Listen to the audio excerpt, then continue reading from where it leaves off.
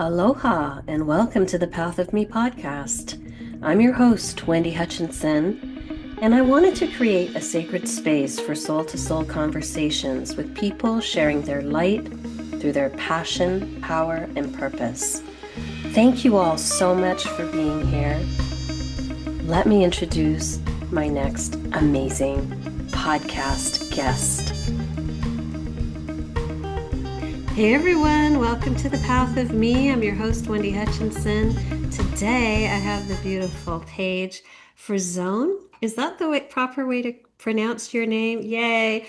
With or Subconscious Health Practitioner. She's a Subconscious Health Practitioner, and she helps to, guide people in their remembrance, right? Of what their innate human design is. So, welcome, Paige. Thank you for being here. Thank you. Thank you so much for having me. It's always amazing to connect, and we've had a journey, you and I, so I'm so glad to be here today. Definitely, definitely. I know just before we hit record, we were talking about some of the changes that have been presenting for you. And I thought maybe you could share a little bit about that journey this year and what it's been like for you.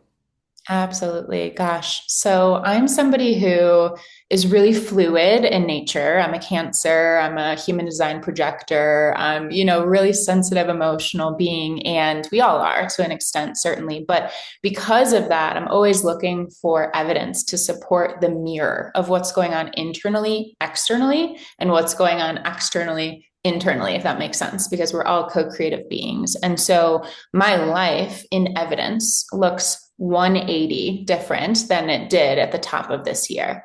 And for example, I started this writing contract role in January and it just ended at the end of September.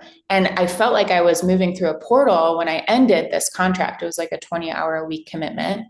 And I was like, wow, of course this had to end because vibrationally, I'm a totally different person than when I started with them in January. And other evidence is you and I tried to book this podcast, like 3 different times. And I was going through a breakup at that time. And I was clinging to my work and my creative flow as my anchor. And the universe was showing me, because I was rescheduling and rebooking and rescheduling and rebooking multiple times, that it wasn't meant to be at that moment because I had deeper healing work to do. And so, even though we can operate from all different parts of us, we all have multiple dimensional components at any moment that we can lean into if something isn't feeling so good. There was this deeper call for alignment before I could really show up. So, I got out of that relationship. There was a lot of grief and loss around that person, but also our dog, because I wasn't sharing space anymore with this being that I loved so much, both beings. And then here I am now, like 6 months later, in a divine partnership, like with a new person who I love very much. I have a soul dog who I've attracted into my world. And both of these beings came into my life in the same week. And everything has been in transition, but only so that better things can fall into place. So I have had to reconstruct, deconstruct, and start again before really being able to show up for you here today. So, Huge. Well, I'm so glad you're here. And as you were sharing all that with me, I could see you almost at a dry erase board, like literally wiping it clean yeah, as you were sharing that whole experience. And I want to honor that experience because it is so emotional. There's so much that rises when we go through these shifts, and I've been through them myself, that require us to be so compassionate and kind yeah, towards ourselves yes, and patient, right? big time. How Yeah. did you manage the grief that comes with letting go? Oof, great question. So, as a subconscious person, I understand that at the root of every physical symptom is an emotional, unprocessed memory. So even when grief shows up in the present moment because of a heartbreak or because of a loss, it's interconnected to every other moment in life that we've ever felt grief. Every time we're angry in this moment, sad in this moment, upset, it's connected to the inner network of unprocessed memories that we don't have access to. And so that's doubly overwhelming. Like grief is one of the most dense, visceral, heavy experiences of life. And it's a thing that unifies all of us humans because we all go through it at some point and we all go through it on different levels. And so what happened for me, which was so humbling, was a complete loss of control. We think we have control in life. We Right. think we can control Right. what's happening. We think if we think our way through it, we have control over what our body is experiencing. And that was the devastation of like this ego death on top of this physical feeling of death on top of this external loss. And I developed like bronchial symptoms, and I am not a symptomatic person. Thank goodness. I do this work for a reason. I'm keeping the body where it's got to be, which is in balance. That's our nature. And I started having coughing fits. I went to my chiropractor. I went to my like parts work therapist. I went to all of my people, and I was doubling over, like not able to have a conversation without choking on my breath. Like I was not Wow. able to ingest life. And I was Wow. living at the apothecary. I was going through a jar of honey every 2 days. I was doing everything that I could to coax the symptoms emotionally and to coax them with like herbal support and herbal remedy. And I got to a place of compulsively doing everything that I could to manage or control or find the root of what was going on until I realized, girl, you got to let go.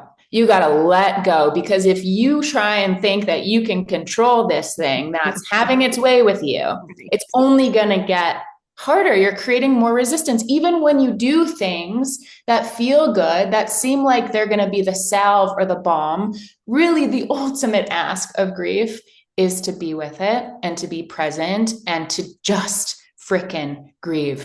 And that, I kid you not, expedited the entire healing process. And I was in this container for like a solid month, 6 weeks of just physical, visceral discomfort, Really just intense. lingering things.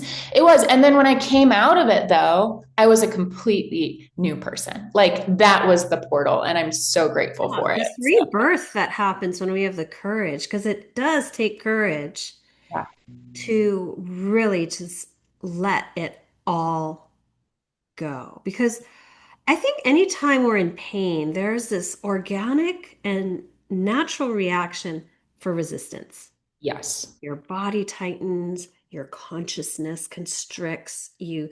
It's like one thing I've found, because I work a lot with energy, is when I'm receiving massive quantities of energy, I used to find myself, and I'm aware of it, of wanting to contain it and Mm. hold it.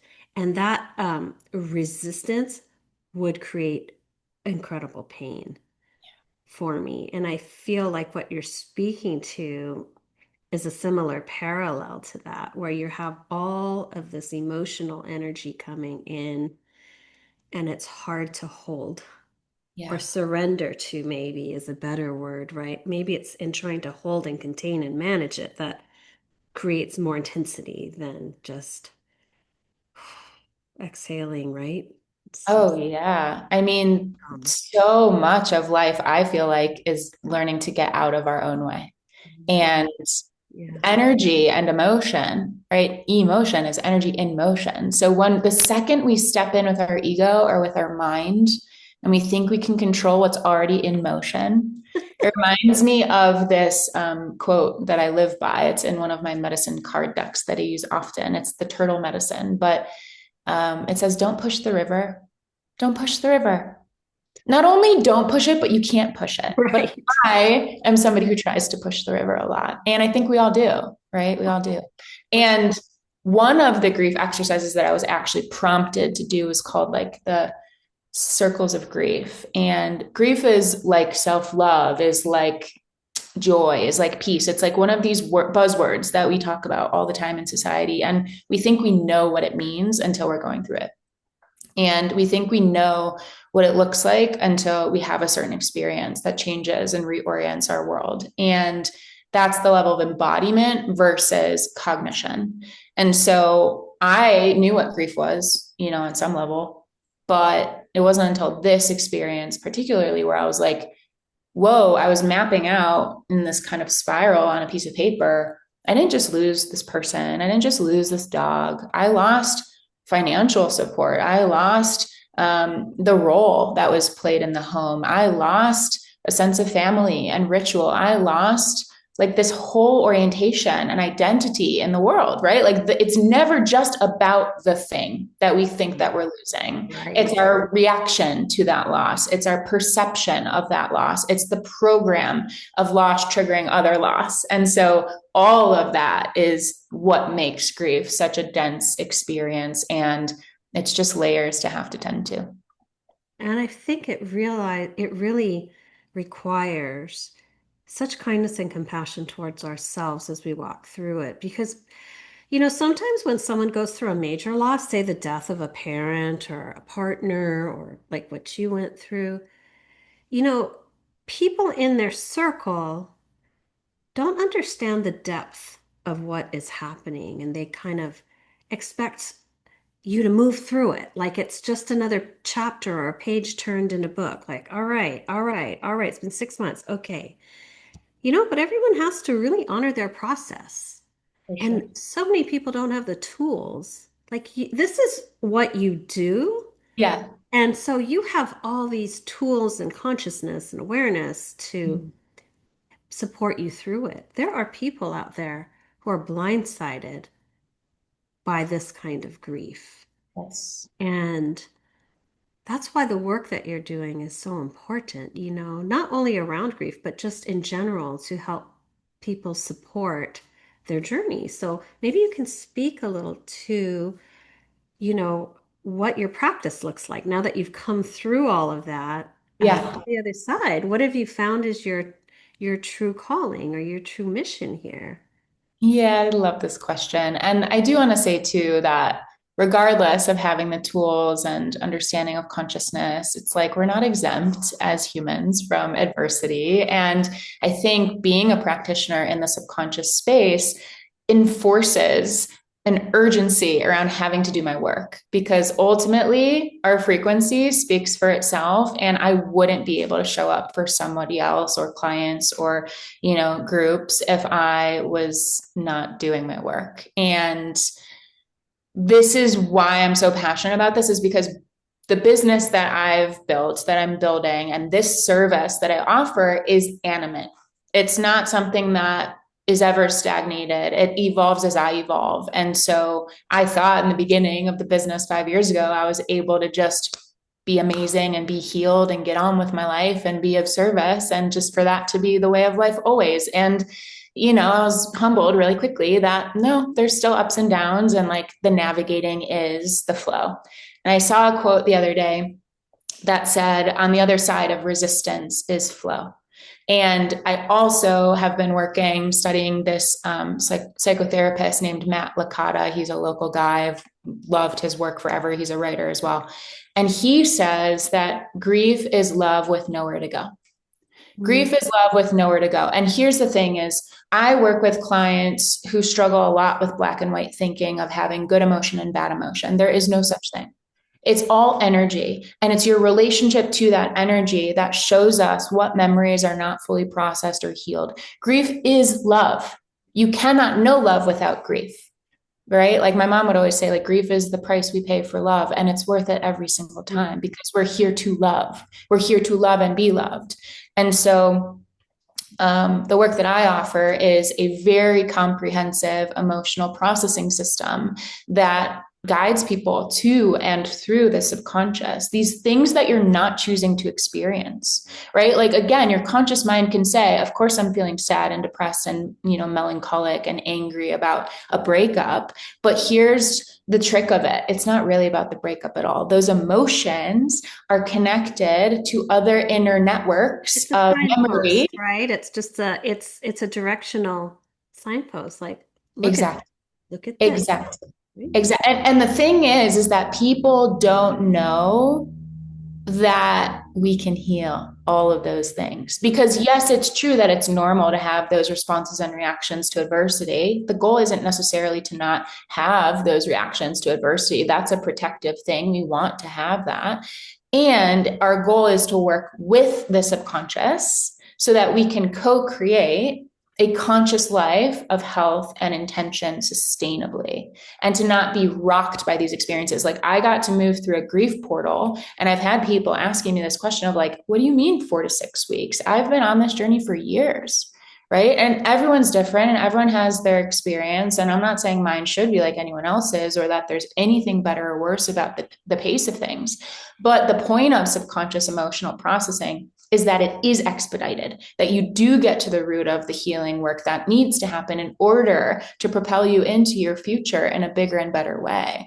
And I can be passionate about that all day long, but it's really, again, my life right now, as we're speaking, looks 180 different than it did at the beginning of the year as a direct result of doing that work. So it's my passion to prove, not just with my clients, but to myself, I that mean, this to be is, the it's example, real. Exactly. This it is works. real. It works. Yeah, it works. Yeah. Yeah.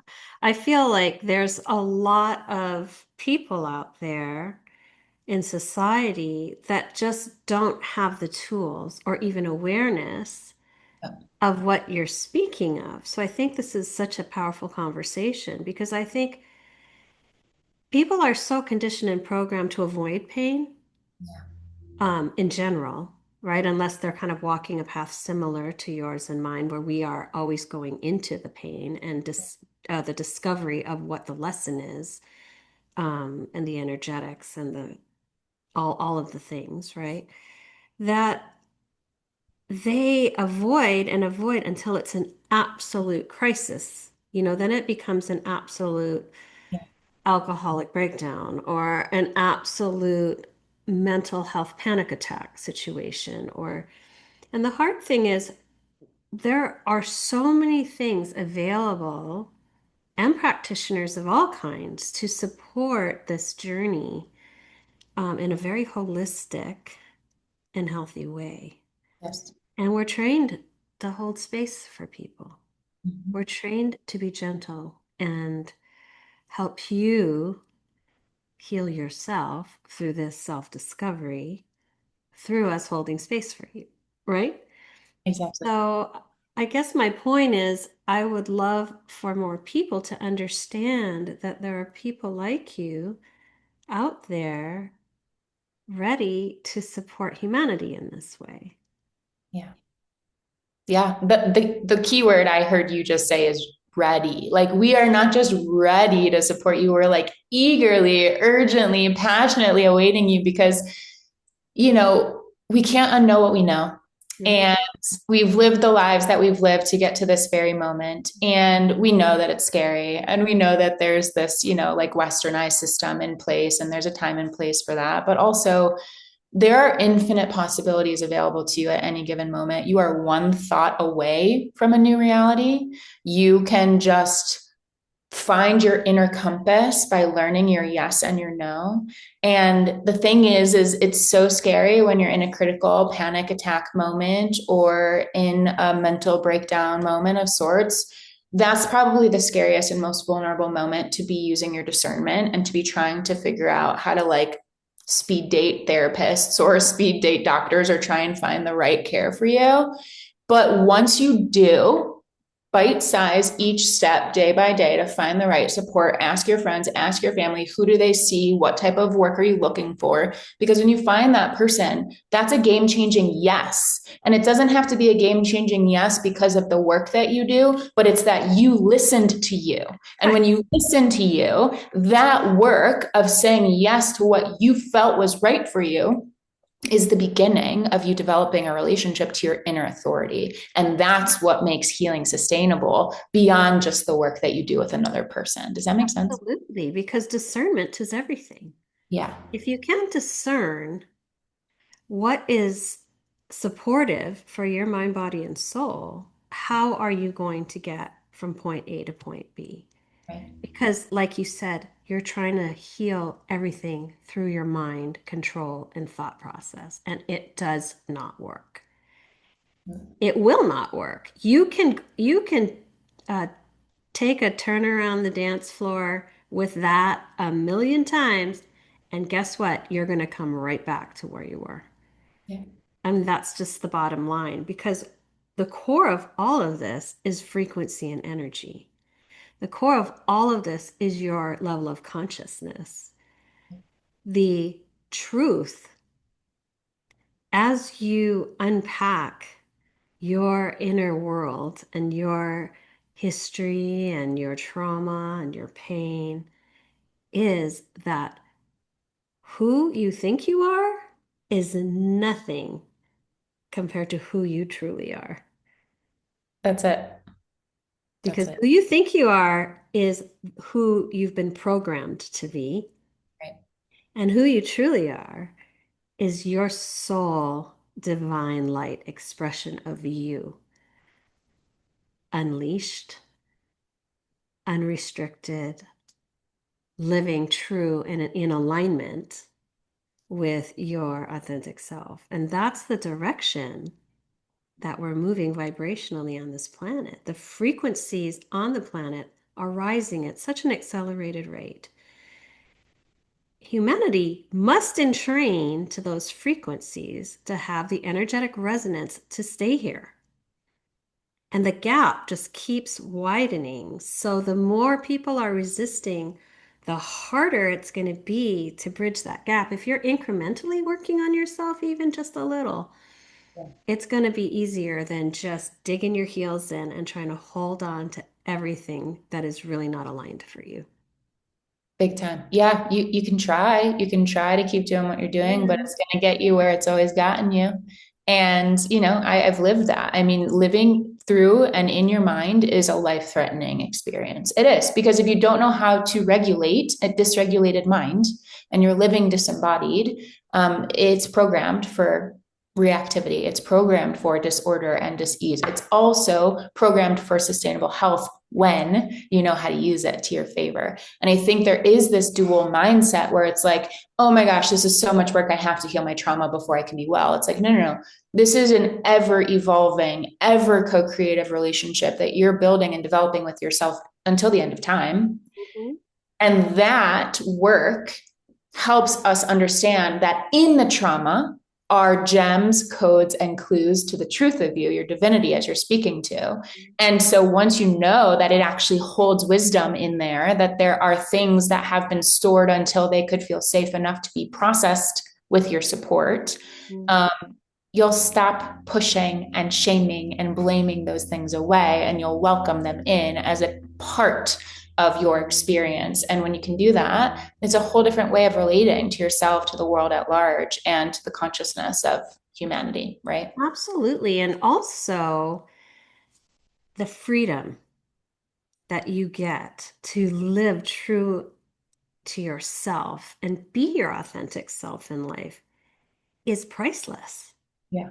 You really cannot put a price on the discovery of who you truly are and having the freedom to live it.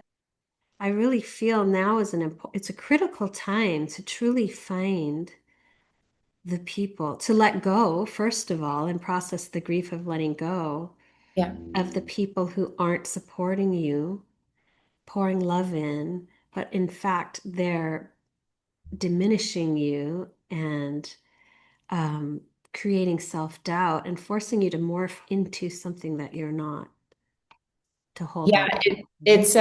This is huge. This is huge because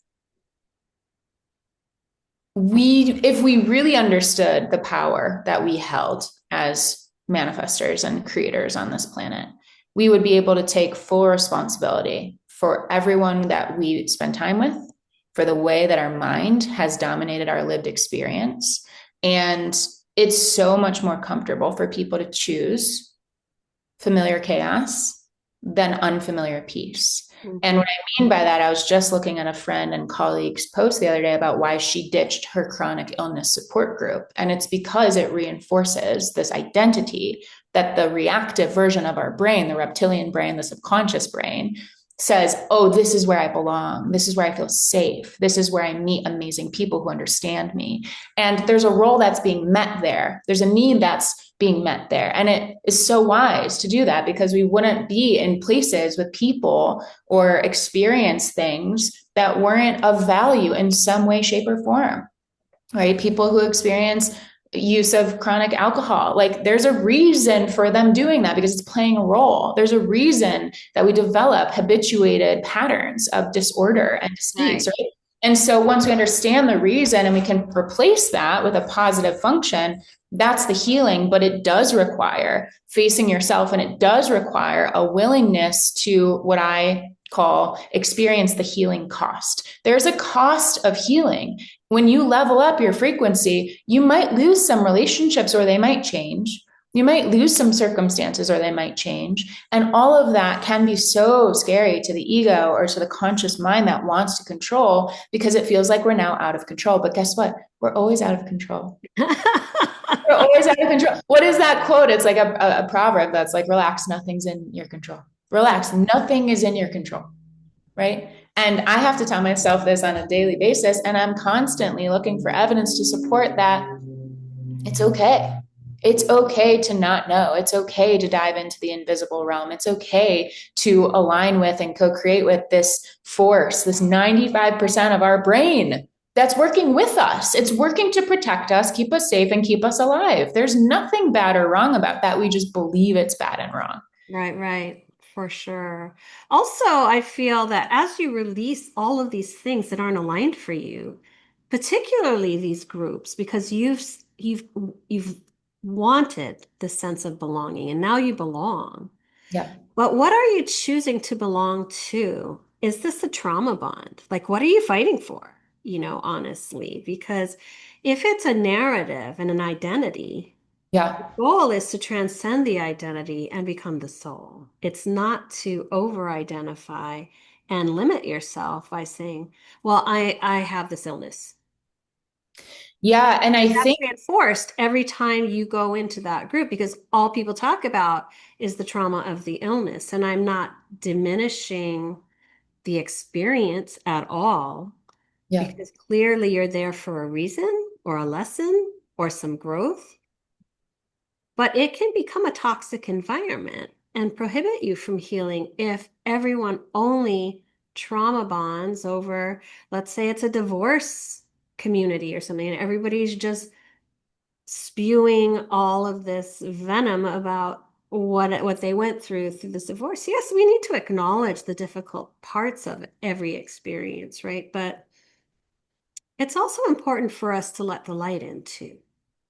And when you're holding yourself in a frequency that's lower in density, where you're just holding on to trauma, you're holding on to pain, and you're reinforcing it through the people you're connected to or the groups you're involved in, that's not moving the needle for you Yeah. in terms of your healing. That's just my personal Yeah. opinion.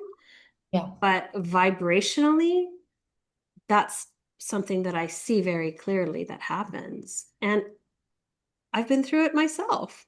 Yeah. Until Same. I had to get to a point where I was like, why am I fighting so hard for this? Yeah. I don't even want this. Why am I fighting so hard for it? Like by fighting, I mean running the mental tape and having all these thoughts and feeling bad about myself for not participating in this anymore, being rejected by this or this person or whatever it is, the scenario Yeah. is.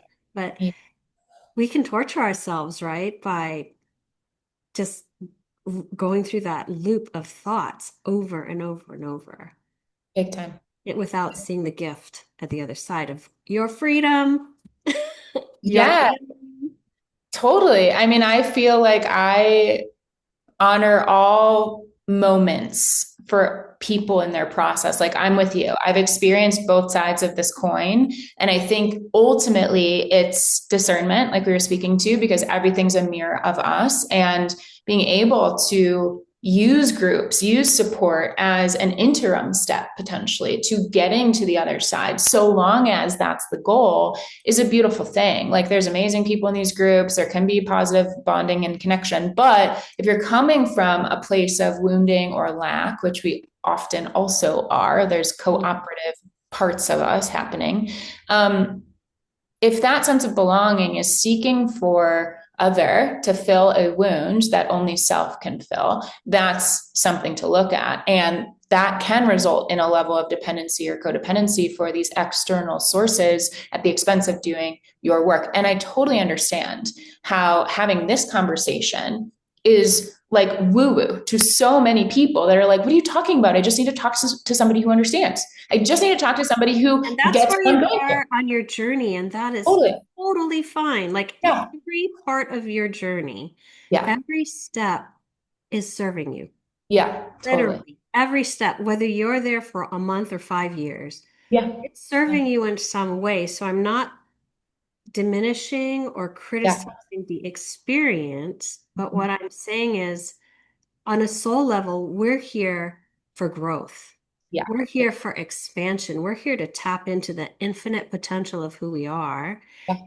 If we are going to honor that, we will transcend experiences and groups and people in that process because our frequency is going to keep changing. We're going to keep growing and healing and rising vibrationally. And not everyone is meant to come with you. Yeah. Yeah. Exactly. And we, in order to invite those who are there to really lift us, support us, co-create with us, and be part of our community in resonance energetically, we have to create space by letting go of those who don't. Exactly.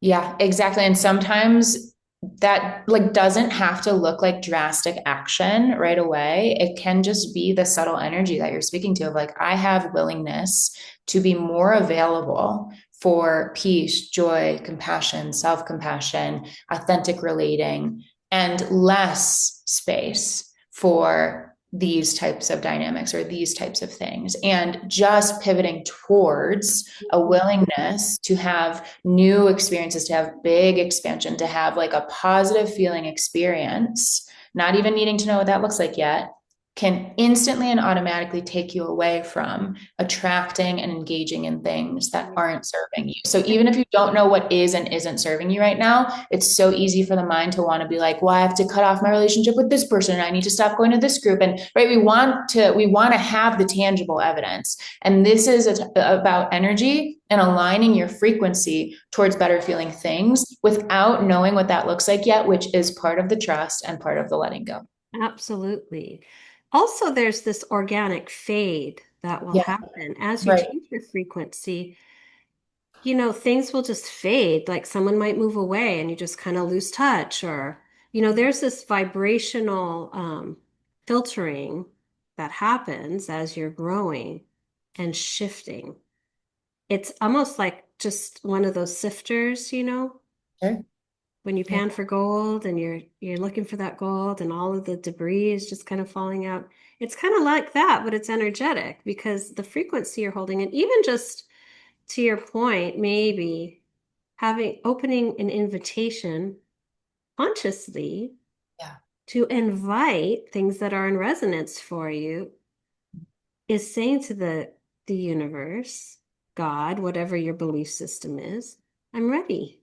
I'm exactly. ready to be loved and supported. I'm ready to have healthy relationships. I'm ready to be healthy and happy within myself because I've been miserable for years or whatever your narrative is. But I think just opening the door and inviting love and support and kindness into your life is a signal that that is what you are inviting in. And maybe the other stuff will kind of organically fall away or radically fall away sometimes, but Yeah. it's okay. You're going to be okay. Yeah, The a end, 1000%. right? Yeah. Sometimes I feel like these gifts of moving towards a higher frequency also show up in the form of, I don't really want to be so harsh as to say tests, but tests. And what I mean by that is we need contrast, right? You're speaking to the level of humanity and consciousness increasing. And there's also this big gap where, yeah, we need the duality of light, dark. We need the duality of people who are awakening and people who are not, right? And so in this same conversation, sometimes when we are falling away from things that don't serve, it can be easy to expect everything's going to be amazing now and I'm only going to attract positive. And that's not the case. So That's it's a really, yeah, it's a myth. It's really important to know that sometimes leveling up your frequency means having similar people coming through, having similar mirrors showing up, having like tempting dynamics that you're like, is this real? Or is this reminding me of this person? Or am I repeating a past pattern? And those are really important experiences because that's forcing your discernment. That's forcing you to be strategic. It's forcing you to show up for you in a different way. And so this is important because we're moving away from the dual thinking mind, the black or white. It's not just dark and then it's light. There's a lot of nuance that's going to happen. And it is forcing you to have more agency over your life by being like, wait a second, let me look at this before I engage with it. Right. 100%. Also, I think it's so important for us to understand that there might be an adjustment period. There might be a transition period, which you're speaking to, but it can present as loneliness or Mm. being alone Yeah. because everything familiar has been stripped. Right. And I've been through it, you've been through it. In fact, every time I level up, there's this period of Yeah. silence, which is very unnerving. There's a period of silence where people fall away. I'm not going out. I'm very internal. I'm very focused inward. And there's some trepidation because I don't know where I'm going. Like we're Exactly. so used to this linear unfolding of dot, dot, dot, dot, dot, dot, dot, this and this and this and this. We have moved out of that linear kind of unfolding, and we're in this very fluid experience energetically. Yeah. Everything is moving. We're moving, the people around us are moving, everyone's kind of in flux and transition. So there's nothing really to hold on to. So you could feel very untethered for a while and lost. And that doesn't mean you're lost. It means you're right where you need to be. So Exactly. don't misinterpret that in between, that transition space, as failure or loneliness or isolation. You're going to feel a lot of things come up that need to clear when you have that space and just allow it to process because when you get to the other side, it's so beautiful. Yeah. Yeah. And just hang in there. You're so close. Like you just don't know, Yeah. It'd be so beautiful for you if you can just, you know, go with the current, Yeah. just I know. back float, just get on your back float through it a little bit. Don't Yeah. try to fight the current. Exactly. Yeah, don't push the river. And it reminds me, it's like there's a reason why they say the opposite of addiction is connection. And when I think of loneliness, right, the misperception of loneliness is that, and we're talking like existential loneliness, like the Right. depth of despair lonely. And that too is a universal human experience. We all have this ability to feel this way. And it's a true initiation, ultimately. All emotions, all portals are, but this is not about being lonely, not having a partner. This is not about being lonely, not having a place in the world. This is about you with you. This is about your truth coming online and the depth of realizing how much of you've forgotten. There's grief there. There's grief in the forgetting and there's grief in the remembering. And so I would encourage, even if this is happening for you and you're like, okay, I guess I'm on the path because I'm lonely as heck, you're not alone, firstly, ever. And Yes. second, like, don't do it alone. Like, when I'm in the depths of my trenches, because it's not something that just happens once and you're good. Like, this is an initiation of up leveling chronically throughout life, right? And the bring it on life means saying yes to these painful things, knowing that it's part of the joy that awaits you on the other side. And so for me, when I'm deep in my aloneness or my solitary kind of existential angst, that can be a really dangerous place for certain people, especially people who are new on this journey. And I would say if you don't have the ability to reach out to somebody, if you don't have the ability to speak what's going on for you, because sometimes it's not available, um, surround yourself with your spiritual diet. And I mean the things that you ingest visually on social media. Surround yourself with positive thinking leaders in this space who know that you're built to heal. Watch the Heal documentary on Netflix. Find all the positive affirmations on the planet. Look up Louise Hay, look up Abraham Hicks, look up Joe Dispenza, do meditations, listen to ambient music, fill your frequency with positive feeling things. Like everything that you can do sensorially, sensationally, through your eyes, ears, nose, mouth, sense of touch, these things are going to support all of the emotions that you're moving through. But if your vehicle, if your container isn't regulated and you're already feeling like angst and lonely, that's not a good combination. So take the baths, do the yoga, sit on your mat, cry as much as you got to cry, right? But this is about tending to, this is not about avoiding. So that might be supportive for people is just continuing to prove that they can move through it, track the evidence to support that you're going to be okay, but you got to be an active participant in that process. Absolutely. I think that nurture aspect, right? Nurture yourself and handle yourself with kid gloves is what I'm hearing from you as you're speaking to all of these ways that you can invite love, nurturing, and support in for yourself. It's so important. It's so important. Even if you don't feel like it, Yeah. it's sometimes a struggle for people who get really depressed to get out of bed. Yeah. And I mean, there's such a wide spectrum, Yeah. right? But Paige, we're almost out of time, and I can't even believe it. When like I blinked and it was almost over. How can people find you if they want to work with Yeah. Yeah, I'd love to connect with those listening today. So my website is innerrealmwellness.life. Comprehensive resources on there, books to read, things to listen to, some of what we talked about today. And also one-on-one work is like the most critical. We can do a lot in a short period of time. So my booking link is on my website, innerrealmwellness.life. And then I also have a ton of free content and resources on social media. So Inner Realm Wellness on Instagram, Inner Realm Wellness on Facebook.